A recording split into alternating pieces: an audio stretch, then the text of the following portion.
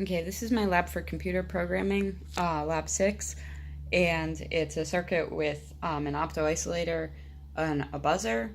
The assignment was to use an LED and a sensor, but since my photoresistors really don't work well enough to use for this application, they just weren't reading. I used an optoisolator instead. It's basically the same thing, but the LED and the sensor are internal to this little white square here, so you can't see what's going on, and because of that I put an LED parallel with the input side of the optoisolator so you can see the signal that it's receiving.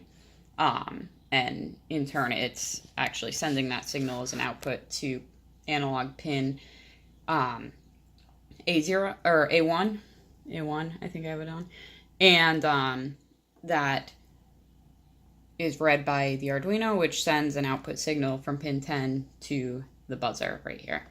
And so you'll see the number of blinks that are going on in the optoisolator because my LED will indicate those by also blinking. And then you'll hear the number of buzzes.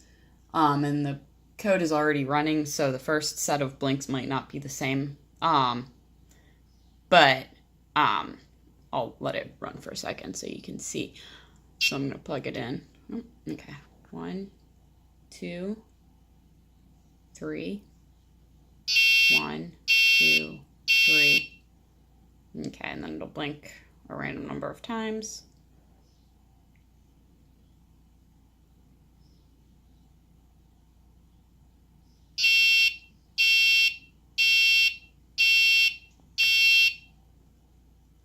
Okay, so that's my circuit, and my code has 3 functions in it, which are 1 to send a to generate a random number, which is printed on the serial monitor.